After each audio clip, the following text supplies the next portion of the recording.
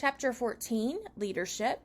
Leadership in small group communication. The leader is a group role that is associated with high status position and may be formally or informally recognized by group members. It's a complex system of beliefs, communication patterns, and behaviors that influence the functioning of a group and move a group towards the completion of the task. So how do people become leaders and why? Sometimes there's designated leaders. They're officially recognized in their leadership role and they be appointed or elected by the people inside or outside the group. Other times, and I think a lot of times you'll notice this to be the case, there are emergent leaders. So those are people that gain status and respect through engagement within the group and its task and are turned to by others as a resource when leadership is needed. I would say a lot of times strong communication skills are a big reason how emergent leaders take place. They're people that seem to manage to organize the conversations well. They seem to be able to listen and respond well when there's maybe conflict that arises and ensures that everyone feels heard. Leaders emerge because of their traits. Sometimes it's physical appearance, communication ability, intelligence, and their personality. They have a personality that just reflects leadership abilities. The situational context that surrounds a group influences what type of leader is best. Situations may be highly structured, unstructured, or anywhere in between. 2 stages common to leadership emergence. Half of the group's members are eliminated from the possibility of being the group's leader. People will likely be eliminated as a leader as candidates if they don't actively contribute to the initial group. They contribute and communicate poorly. They contribute but appear too rigid or inflexible in their beliefs, or if they are seen uninformed about the task. And in the second stage, it's a little less pronounced. A leader candidate picks up an ally in the group who acts as a supporter or lieutenant, reinforcing the ideas and contribution of the candidate. Effective leadership encompasses 3 main areas of communication: task, procedural, and relational. So think about that. Think about key leadership behaviors that contribute to the task. They contribute ideas, they seek ideas, they evaluate ideas, they seek idea evaluation of themselves, they visualize abstract ideas, and they generalize from specific ideas. So these are people that really want everyone's thoughts. They carefully consider ideas and thoughts. They want to make sure their own brainstorming is evaluated by others, and they can see from the beginning abstract of an idea to the end and how it could look globally. For procedural functions of a group, a leader kind of helps organize goal setting. They help organize an agenda. They clarify when needed. They summarize to make sure everyone's on board. They verbalize consensus. And again, they go from generalizing from specific ideas. Key leadership behaviors that contribute to the relational functions. They regulate participation. They help with the climate. They instigate group self-analysis and reflection. They resolve conflict if it arises, and they help instigate productive conflict. Leadership styles. Autocratic leaders set policies and make decisions primarily on their own. They take advantage of the power present in their title or status to set the agenda. Democratic leaders facilitate group discussions and like to take input from all members. And laissez-faire leaders are hands-off. They kind of let group members do what they want to do and implement their own decisions. Alternate model of leadership styles is directive leaders. They help provide psychological structure for the group members by clearly communicating expectations. They keep a schedule, an agenda. They provide guidance as group members work toward the completion of the task. And then participating leaders work to include group members in the decision-making process by soliciting and considering their opinions and suggestions.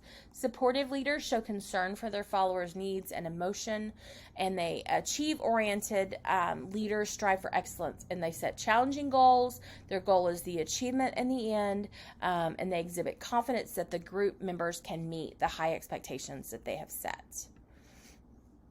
Leadership and power. There's legitimate power, power that flows from the officially recognized position, status, or title to a group member. Expert power comes from the knowledge, skill, or expertise that a group member possesses. Referent power comes with the attractiveness, likability, and charisma of the group member. Information power comes from the person's ability to access information that comes through informal channels and well-established social and professional networks. And reward and coercive power. Reward power comes from the ability of a group member to provide a positive incentive, and coercive power is someone that provides a negative incentive. Group member roles, there's task-related roles to typically serve leadership, information, procedural functions. The task leader, they have high group status because of their maturity, their problem-solving ability, their knowledge, and the functions that help you know that they can help the group complete the task. There's the expediter. That's the person that's trying to make sure that everything stays on track and everything's completed based on timeline. Information provider is the person that evenly shared in the other role. Sometimes all group members present new ideas. They initiate discussions of new topics. They contribute their own relevant knowledge and experience. An information seeker constantly asks for more information, elaborate, clarify, really helps to explain the group member's task. There's the gatekeeper. This person manages the flow of conversation in a group in order to achieve an appropriate balance so that all group members get to participate in a meaningful way. And the recorder takes notes on the discussion and activities that occur during group meetings. So maintenance roles and behavior. Social emotional leader may perform a variety of maintenance roles and is generally someone who is well liked by others and whose role behaviors complement but don't complete the task leader. Supporter is someone that's characterized by communication behaviors that encourage group members and they provide emotional support as needed. The tension releaser is someone who is naturally funny and sensitive to the personalities of the group and the dynamics, and they use those qualities when maybe the group is frustrated to take down the tension. The harmonizer role is the person that helps manage various types of group conflict, and they emerge during group communication.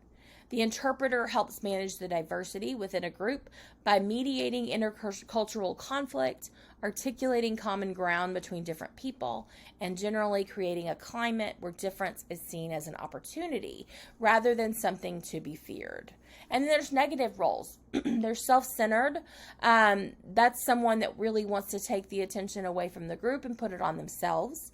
There's central negative. They argue against most of the ideas and proposals discussed in the group, and they sometimes can emerge as a group leader, as a result of the fact that they're constantly in the middle of everything.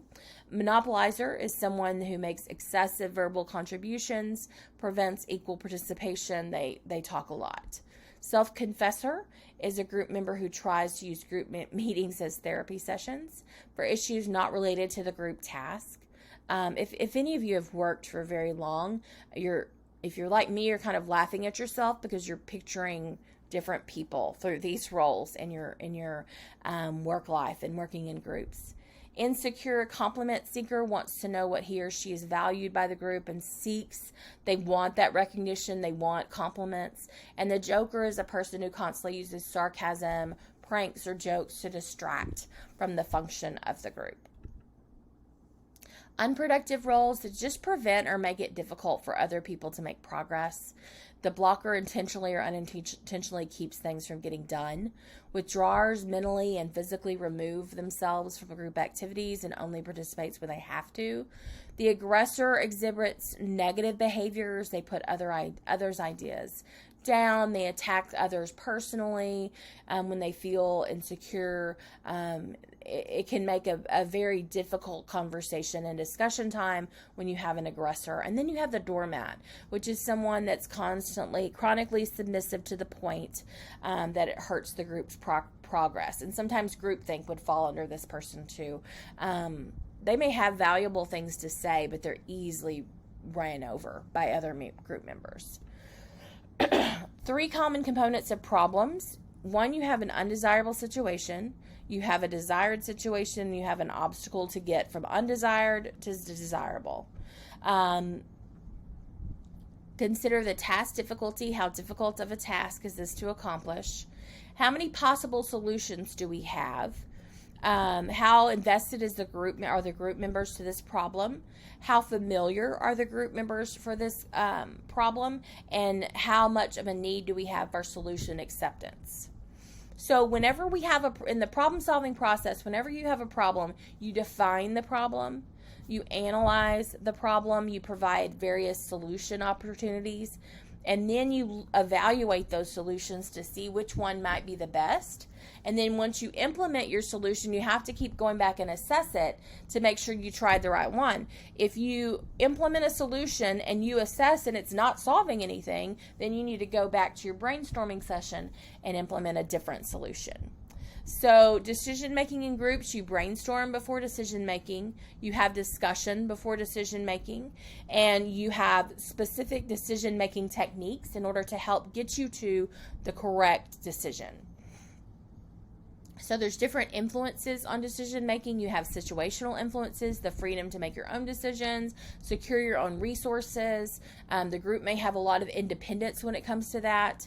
You have personality influences on decision making, and you have cultural context on decision making. So throughout your career and your education, you will be challenged with working in groups. Sometimes you may be the leader in those groups. Sometimes you may be the one that everyone looks to for the overall climate of the group, for the direction of the group, for the organization of the group. Other times you may not be, but the group is relying on you, again, like we talked about in the last chapter, to be an effective communicator, to help guide the group in a positive way, and to always be willing to do your part to help to ensure the success of the group.